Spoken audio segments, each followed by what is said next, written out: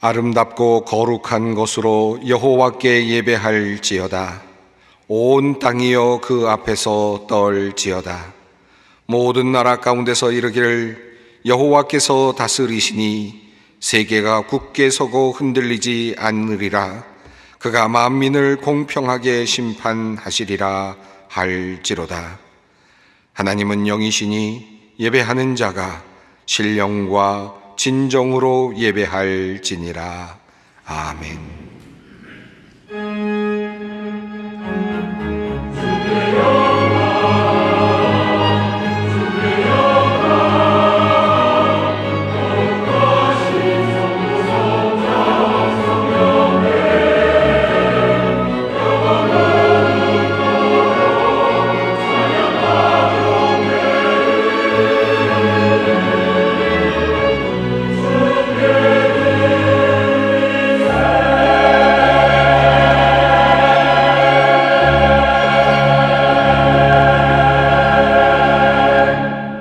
온 세상을 창조하시고 오늘도 무한하신 사랑으로 천지 만물을 운행하시는 성부 하나님, 성육하시어 죄와 사망에서 우리를 건지시고 부활의 소망을 주신 그리스도이신 성자 예수님, 그리고 오늘도 우리와 함께 하시며 우리의 구원을 이루어 가시는 성령 하나님, 그 놀라우신 능력과 베푸신 은총을 인하여 주께 찬양과 영광을 올려드립니다. 성부, 성자, 성령께 세세무궁토록 영광이 있을지어다. 아멘. 다 함께 일어나셔서 29장 찬송을 부르시겠습니다.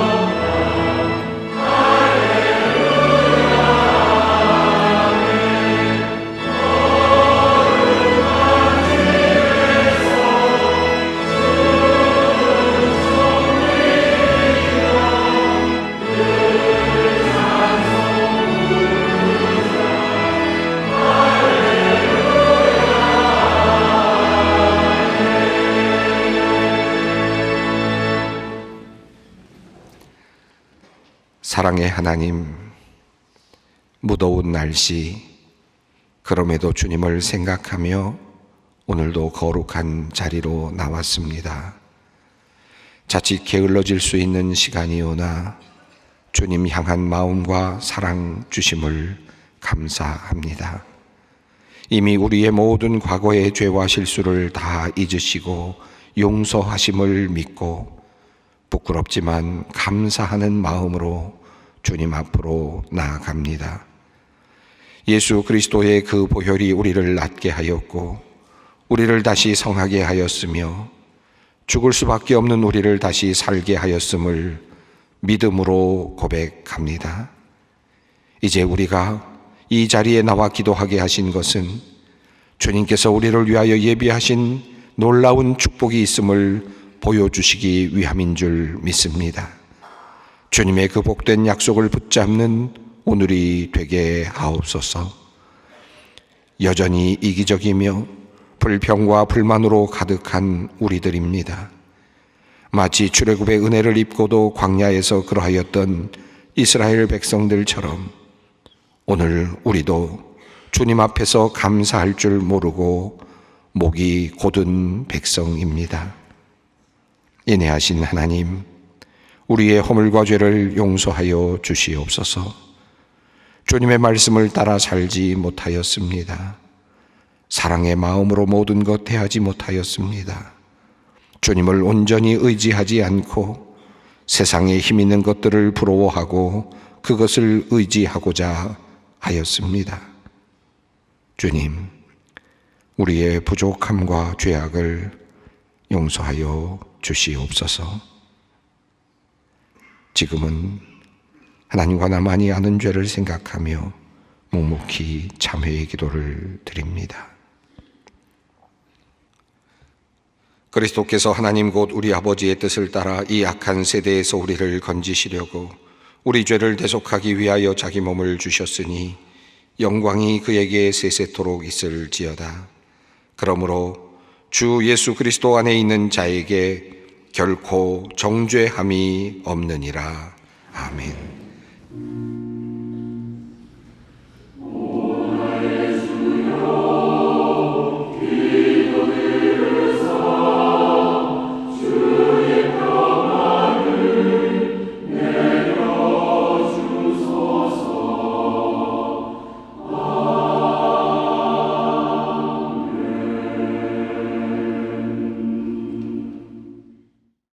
오늘 우리에게 주시는 하나님의 말씀은 구약 성경 역대하 32장 1절과 18절로 21절까지 말씀입니다. 역대하 32장 1절 그리고 18절로 21절까지 말씀입니다. 이 계시의 말씀을 봉독할 때 다 함께 살아계신 하나님의 음성을 들으실 수 있기를 바랍니다.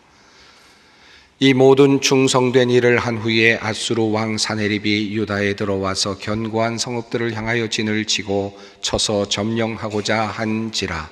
사네립의 신하가 유다 방언으로 크게 소리질러 예루살렘 성 위에 있는 백성을 놀라게 하고 괴롭게 하여 그 성을 점령하려 하였는데 그들이 예루살렘의 하나님을 비방하기를 사람의 손으로 지은 세상의 사람의 신들을 비방하듯 하였더라.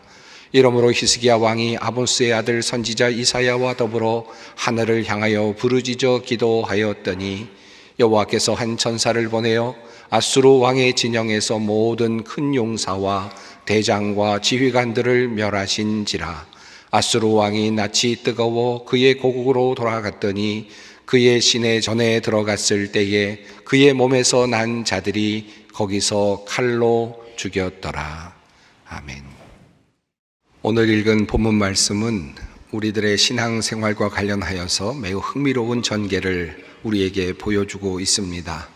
본문은 이렇게 시작이 됩니다. 이 모든 충성된 일을 한 후에 아수르 왕 산헤립이 유다에 들어와서 견고한 성읍들을 향하여 진을 치고 쳐서 점령하고자 한지라. 이 문장을 읽으면 언뜻 잘 들어오지는 않지만 사실 자세히 보면 서로 맞지 않는, 걸맞지 않는 두 내용이 한 문장 안에 들어있음을 알게 됩니다.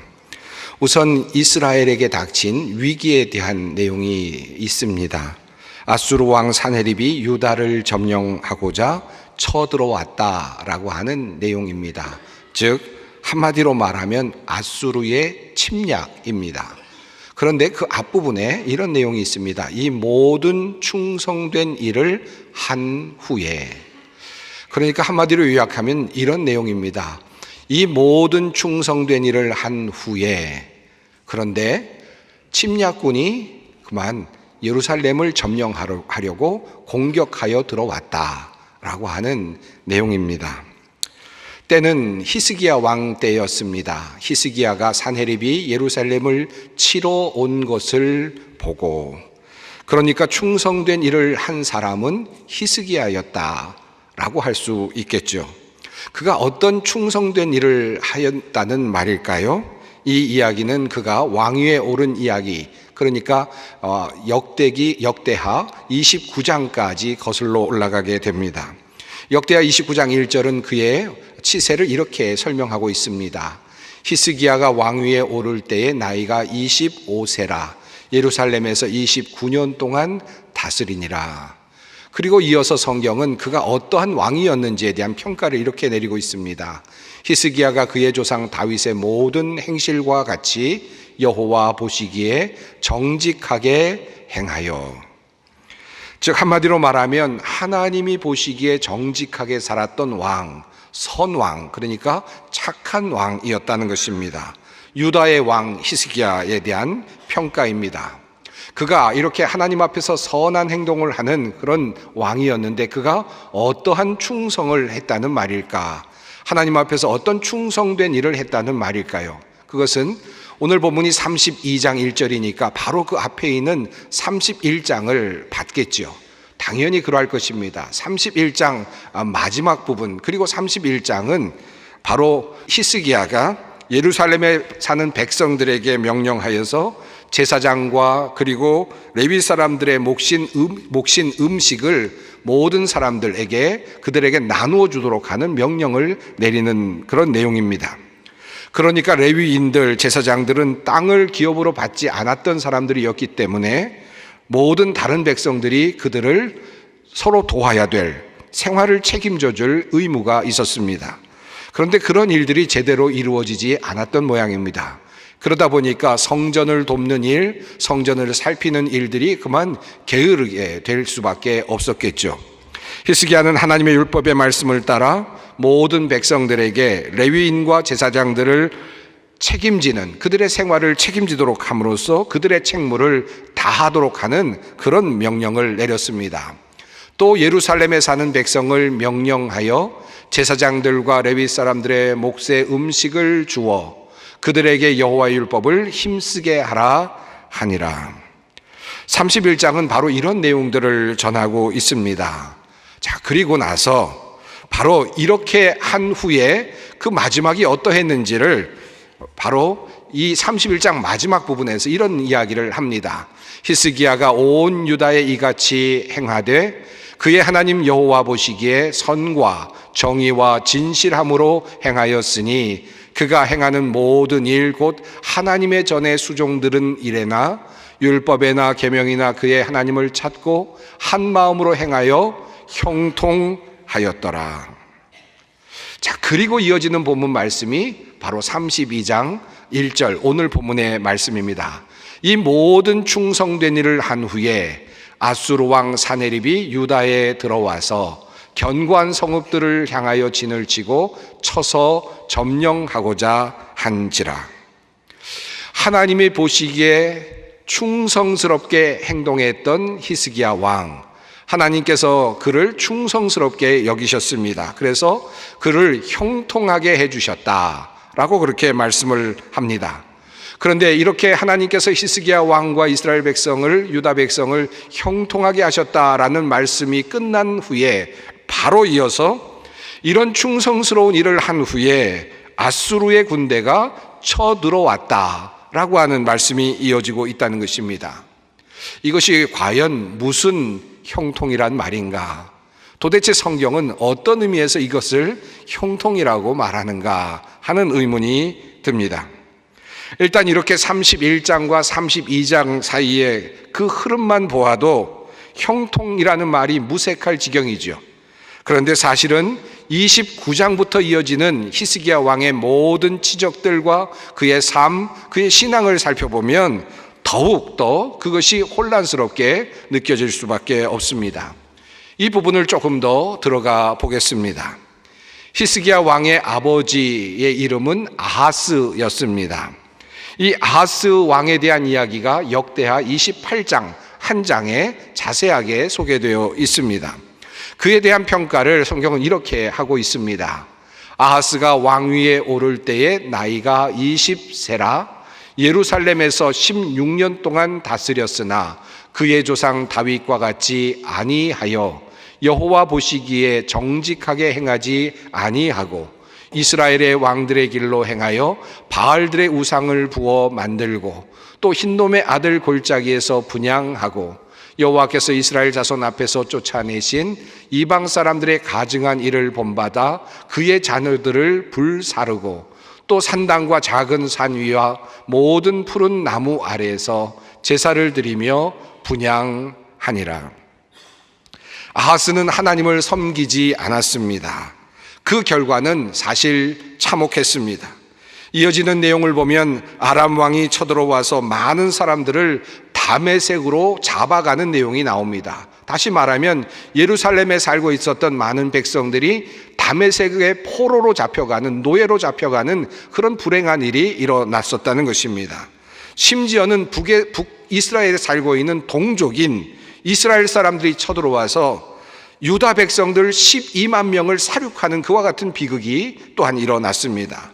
그리고 더 나아가서 20만 명을 사로잡아가는 그와 같은 비극도 일어나게 되었습니다. 그래서 이 아하스 왕은 주변에 있는 강대국이었던 아수르 왕에게 도움을 청하게 되었는데요. 그런데 도리어 당시 아수르 왕 디글라 빌레셀이 도리어 유다를 쳐들어오게 됩니다. 도리어 쳐들어와서는 그곳에 있는 많은 재물들을 다 약탈해가는 그와 같은 상황이 이어졌습니다. 이것이 아하스 왕이 다스렸던 16년 동안의 유다의 상황이었습니다. 하나님을 멀리하고 그리고 우상을 섬겼던 왕의 16년, 아하스 왕의 16년 치세 동안 역대하 28장이 전하는 전쟁의 사건만 3번이나 그렇게 거명이 됩니다.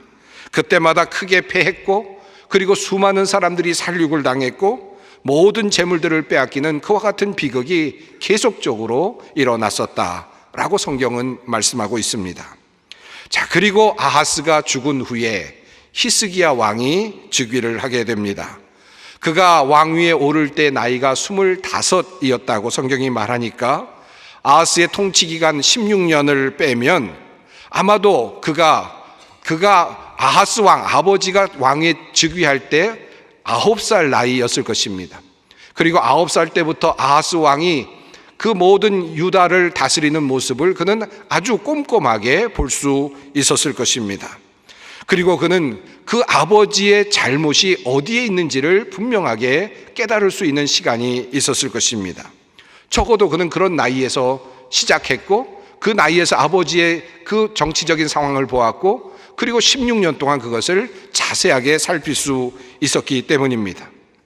자, 그리고 나서 그는 왕으로 즉위하자마자 하나님의 성전을 정화하고자 합니다. 그리고 하나님만을 섬기는 일에 전력하고자 결심을 합니다. 다시 말해서 아버지와 같은 전철을 밟지 않기 위해서 아들 히스기야는 하나님만을 섬기는 왕, 하나님만을 섬기는 백성이 되기를 결심하였다라는 것입니다. 이러한 히스기야의 첫 출발을 29장 3절 이후의 성경 말씀이 이렇게 증언합니다.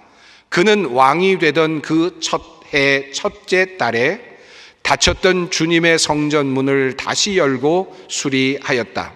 그는 또 제사장들과 레위 사람들을 성전 동쪽들에 모으고 그들에게 말하였다. 레위 사람들은 나의 말을 잘 들으시오.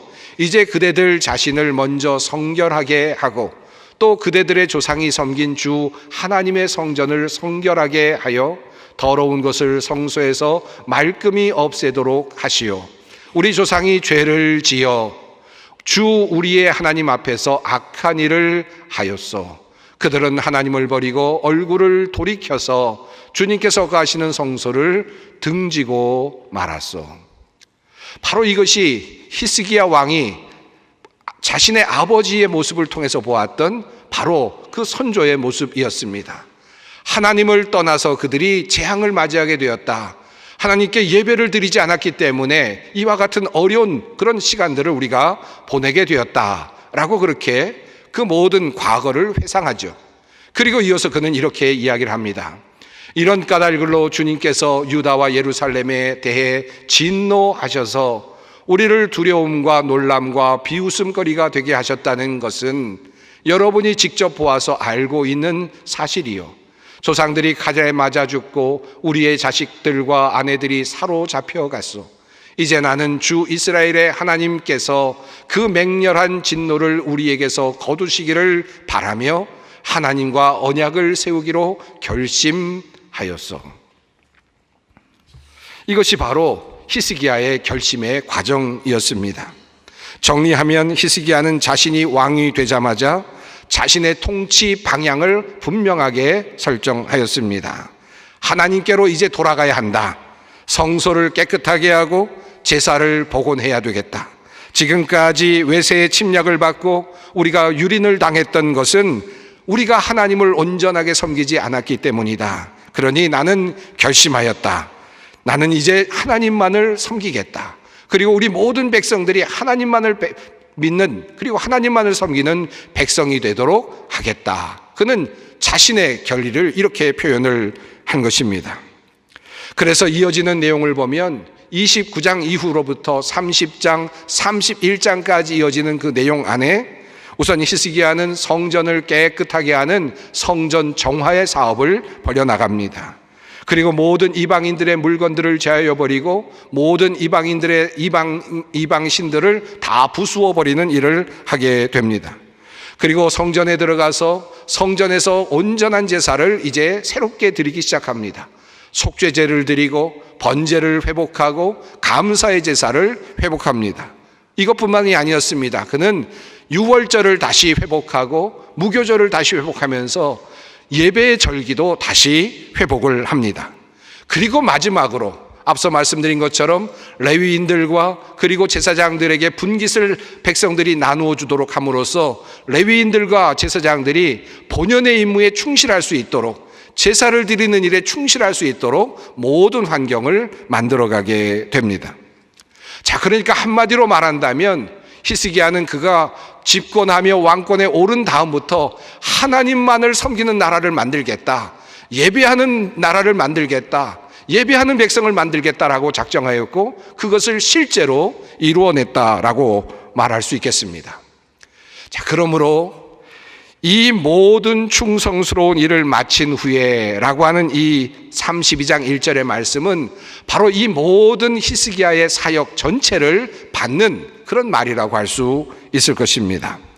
이 모든 일들을 한 다음에 성전을 회복하고 제사를 회복하고 그리고 절기도 회복하고 모든 직제도 회복하고 성직의 직제도 잘 회복한 후에 이런 충성스럽게 모든 일들을 다 마친 후에라는 말입니다. 그런데 어떻게 됩니까? 흥미로운 전개가 이어지지 않습니까? 이렇게 하나님께 충성스럽게 성전 예배를 되살리는 일을 잘 마친 후에, 그런데 그렇게 모든 예배가 완성이 되는 바로 그 시점에 적군이 쳐들어왔다라는 겁니다. 그것도 작은 군대가 아니라 당시의 최대 나라의, 큰 나라의, 강력한 나라의 큰 군대가 예루살렘을 점령하려고 쳐들어왔다라고 하는 것입니다. 생각해 봅니다. 히스기야는 아버지 아하스의 실수를 보면서 우리가 주변 나라들에게 유린을 당하고 살육을 당하고 침략을 받게 된 것이 하나님을 제대로 섬기지 않아서다라고 그렇게 진단을 했습니다. 성전 예배를 제대로 드리지 않았기 때문이다, 예배자가 되지 않았기 때문이다 라고 그렇게 진단을 했죠. 그래서 성전 예배를 회복하려고 했습니다. 그 마음속에는 이런 생각이 있었겠죠. 성전 예배를 회복한다면 우리에게는 다시는 이런 수치스러운 일이 일어나지 않을 것이다.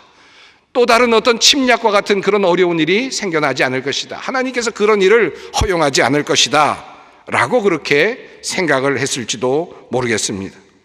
그런데 정작 이와 같은 일을 다 마치고 났는데 적군이 쳐들어온 것입니다. 이것을 어떻게 해석해야 하겠습니까? 우리는 살아가면서 어려움을 당할 때 이런 생각을 하죠. 내가 하나님을 잘 섬기지 않아서 이런 일이 왔나 보다. 내가 교회에 잘 나가지 않아서, 예배에 자주 빠져서, 그리고 나의 신앙이 해이해져서 하나님께서 나에게 이런 고난을 주셨나 보다 라는 생각을 할 때가 있습니다.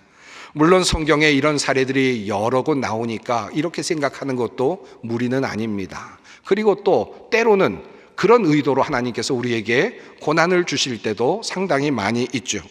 앞서 히스기야 왕의 아버지 아하스의 그 사례도 같은 맥락 안에 있다고 할 수 있겠습니다. 아하스 왕이 하나님을 온전히 섬기지 않았기에 하나님께서는 그를 징계하셨고 예루살렘을, 유다를 징계하셨던 겁니다. 그런데 히스기야의 경우처럼 하나님을 잘 섬기는 예배자가 되어도 때로는 적군이 쳐들어올 때가 있습니다. 바로 히스기야가 경험하고 있는 바로 그 상황이라 할 수 있겠습니다. 때로 초신자들을 만나게 되면 하나님을 믿지 않다가 믿게 되었으니까 굉장히 설레는 마음을 표현하실 때가 참 많습니다. 내가 하나님을 몰랐을 때 그냥 혼자 사느라고 너무 힘들었는데 하나님을 믿게 되어서 얼마나 기쁜지 모릅니다. 이제 어려움도 이제는 하나도 없을 것이고 하나님께서 모든 것 다 지켜주실 것이니까 그러니까 나는 이제 편하게 살아도 되겠죠 라는 마음으로 그렇게 정말 그의 간절한 강렬한 그런 믿음을 표현하실 때가 있습니다. 또 어떤 분들은 이제 내가 새벽지단도 잘 쌓게 되었고 그리고 주일마다 예배도 이제는 빠지지 않게 되었고 그리고 늘 기도하면서 하루를 시작하는 그런 습관도 갖게 되었고 이웃들도 잘 돕고 있고 헌금 생활도 잘하고 있고 또 여러 이웃들과 목회자들도 어려움 없도록 잘 돕고 있습니다. 그러니 내가 이제 신앙생활을 이렇게 열심히 잘하고 있으니 하나님께서 나를 잘 지켜주시겠죠? 어떤 어려움도 주시지 않겠죠? 내가 한 번도 예배를 빠지지 않았으니까 개근했으니까 어떤 어려움도 없겠죠? 라고 저에게 도리어 물으실 때가 있습니다. 그럴 때는 제가 그렇다고 대답을 해야 될지 아니라고 대답해야 될지 참 난감할 때가 있습니다. 그렇습니다. 히스기야의 경우도 그렇습니다만은 우리가 신앙생활을 잘하고 심지어는 예배 한 번도 빠짐이 없이 그렇게 개근할 정도로 예배 시간을 잘 지켜내고 우리의 신앙을 잘 지켜내고 하나님 보시기에 정직하게 행하고 바르게 신앙생활을 하더라도 그리고 아름다운 예배자로 참 예배자로 살아가더라도 우리 앞에 어려운 문제가 닥칠 때가 있습니다. 이것이 우리의 현실입니다. 그럼 여러분들은 실망하시겠죠. 내가 이렇게 열심히 신앙생활을 했는데 왜 나에게 이런 일이 일어나는가? 전에 열심히 예배당에 나오지 않을 때도 아무 문제가 없었는데 열심히 예배당에 나왔더니 도리어 문제가 생겼으니 이걸 어떻게 생각해야 되는가? 도리어 실망하실 수도 있습니다. 내가 이렇게 주님을 열심히 섬겼는데 왜 나에게 이런 적군이 나를 쫓아오고 있는가? 이렇게 생각하실 수도 있겠죠. 히스기야의 이야기는 바로 이러한 질문과 회의를 우리에게 던져주기에 충분해 보입니다. 그렇게도 아버지 아하스가 가지 않으려고 갔던 그 길을 가지 않으려고 노력하지 않았습니까? 아버지가 그렇게 가서 잘못됐으니 나는 그 길을 가지 않겠다라고 생각해서 그렇게 충성스럽게 하나님을 섬기고자 하지 않았습니까? 그런데도 아버지 때와 달라진 것이 하나도 없지 않습니까? 아버지가 하나님을 섬기지 않을 때도 아수르의 왕이 쳐들어왔고 약탈해 갔습니다. 그리고 이제 성전을 잘 정화하고 예배를 잘 회복하고 하나님을 잘 섬기게 되었는데도 또 역시 아수르의 왕이 쳐들어왔습니다. 이제 모든 것을 또 찬탈해 가려고 하고 있는 상황입니다. 그렇다면 하나님을 섬기는 의미가 무슨 의미가 있습니까? 우리가 매일같이 예배당에 나와서 예배를 드리는 이유가 무엇이 있겠습니까? 우리는 종종 살아가면서 이런 히스기야와 같은 경험할 때가 있습니다. 그때마다 우리는 예배의 위기를 겪게 되죠. 그러니까 하나님은 없는 거야. 하나님은 없다는 증거야. 하나님을 믿을 필요가 없다라는 증거야. 그러니까 하나님 따를 필요가 없어. 우리는 종종 그렇게 실망한 어조로 말할 수도 있습니다. 그렇다면 성경은 왜 이런 사실을 숨기지 않았을까요? 왜 우리들에게 버젓이 그 이야기를 우리에게 하고 있습니까? 히스기야가 하나님 앞에서 충성스럽게 행하였으므로 그가 형통하였더라. 그가 치세하는 동안에는 단 한 번의 전쟁도 일어나지 않았고 외부 세력의 침공도 일어나지 않았다. 그는 형통하였더라 라고 이렇게 적고 그렇게 맺었으면 그 성경을 읽고 있는 우리들도 힘이 날 것 같은데 왜 성경은 적군들이 쳐들어왔다 라고 그렇게 말씀하고 있느냐라는 것입니다. 참으로 놀랍게도 그런데 이야기가 이렇게 전개됩니다. 히스기야는 백성들과 더불어 무너진 성벽을 다시 쌓고, 그리고 망대들도 높이 쌓고 요새도 세우고 창과 방패도 많이 만들고 백성들을 격려하죠. 그는 이렇게 말합니다. 굳세고 담대하여야 한다. 아시리아의 왕이나 그를 따르는 무리를 보고 두려워하거나 놀라지 말아라. 우리와 함께 계시는 분은 아시리아의 왕과 함께 있는 자보다 더 크시다. 아시리아 왕에게 있는 것이라고는 군대의 힘뿐이다. 그러나 우리에게는 우리를 도우시고 우리를 대신하여 싸우시는 주 우리의 하나님이 계신다. 백성들은 유다 왕 히스기야의 말을 듣고 힘을 얻었다라고 성경은 말씀합니다. 예배가 회복되고 하나님을 온전히 섬기는 일에 열심히 했던 히스기야와 백성들은 아수르가 쳐들어오는 그 위기 속에서 하나님께로 나아갈 수 있었습니다. 그리고 하나님을 의지합니다. 어려운 전쟁이었지만 하나님을 굳게 믿었습니다. 이것이 바로 과거와 달라진 점이었습니다. 아하스 왕 시대에는 아수르의 왕이 쳐들어왔을 때 그냥 맥없이 당하고 말았는데, 그런데 예배자가 된 후에는 어려움이 닥친 후에 그냥 맥없이 그냥 당한 것이 아니라 하나님께 부르짖고 하나님을 의지할 수 있게 되었고, 하나님을 의지하여 힘을 내어서 방비를 할 수 있게 되었다는 것입니다. 그리고 그들은 기도하기 시작을 하였습니다. 이렇게 기도합니다. 이러므로 히스기야 왕이 아보스의 아들 선지자 이사야와 더불어 하늘을 향하여 부르짖어 기도하였더니, 하나님께 기도하기 시작을 하는 겁니다.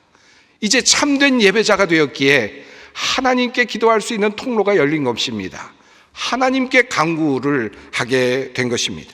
그러자 놀라운 일이 일어났다고 성경은 전합니다. 단 한 절입니다만은 아주 싱거운, 그러나 놀라운 일을 우리에게 말씀하고 있습니다. 주님께서 한 천사를 보내셔서 아시리아 왕의 진영에 있는 모든 큰 용사와 지휘관과 장군을 다 죽여버리셨다. 아시리아 왕은 망신만 당하고 자기 나라로 되돌아갔다. 그가 그의 신전으로 들어갔을 때에 제 몸에서 난 친자식들이 거기서 그를 칼로 죽였다. 아수르와의 전쟁은 이렇게 아주 싱겁게 끝이 났습니다. 아주 간단한 전쟁이 되고 말았습니다. 수많은 대군들이 쳐들어왔겠죠. 아주 간이 녹을 정도로 아마 굉장히 힘든 그런 마음이었을 것입니다. 그런데 하나님께 기도하자 하나님께서 손수 전쟁에 임하여 주셨고, 그리고 모든 문제를 해결해 주셨습니다. 여기서 우리는 한 가지를 깨닫게 됩니다. 성전을 정화하고 제사를 복원하고 절기를 다시 세우고 레위인과 제사장들이 제 역할을 할 수 있도록 하였던 히스기야의 신앙의 개혁 운동은 어려운 일, 그러니까 강대국의 침략이라고 하는 이것을 막지는 못하였습니다마는, 그러나 그의 신앙의 회복은 어려움 가운데서 하나님을 의지하도록 하였고, 결과적으로 하나님의 도우심으로 그 어려운 문제를 극복할 수 있도록 해 준 것입니다. 이것이 바로 신앙의 모습입니다. 이것이 신앙의 비밀이기도 합니다. 여러분, 우리가 신앙생활을 하는 이유가 여기에 있습니다. 매주일 예배당에 나와서 함께 예배를 드리고 진실한 마음으로 하나님을 섬깁니다. 그런데 이러한 우리의 깊고 충성스러운 예배와 신앙생활이 어려운 문제가 발생하지 않도록 막아주지는 못합니다. 아니, 그러하지 않습니다. 우리의 인생이 그렇게 되어 있지 않습니다. 참 예배자에게도 시련은 반드시 옵니다. 그 시련을 이길 힘이 그러나 예배자에게 있는 것입니다. 예배자는 하나님과 함께 문제를 씨름할 수 있고 하나님께 도움을 간구하게 되고 도우시는 하나님을 경험하게 되는 것입니다. 결국 하나님께서 모든 문제를 해결해 주십니다. 늘 말씀드립니다마는 신앙이 좋다고 죽음이 오지 않는 것이 결코 아닙니다. 어려운 문제가 오지 않는 것도 결코 아니죠. 다만 이미 하나님은 예수 그리스도를 통하여 우리 죽음의 문제까지도 이미 해결해 주셨습니다. 그러므로 우리는 죽음도 두려워하지 않습니다. 죽음은 또 다른 생명의 길이기 때문입니다.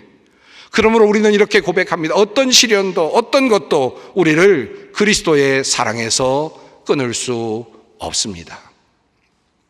사랑하는 성도 여러분, 예배를 매일 매주일 끊임없이, 경건의 삶을 끊임없이, 정직한 삶을 바르게 매일같이 살아가는 우리들의 삶의 여정은 마치 어떤 액땜을 하기 위한, 우리의 어떤 어려운 문제가 오지 않도록 막는 그와 같은 기능을 하는 것이 아니라 우리가 하나님과 친밀하게 됨으로써 영적인 체력을 만들어가는 데 있습니다.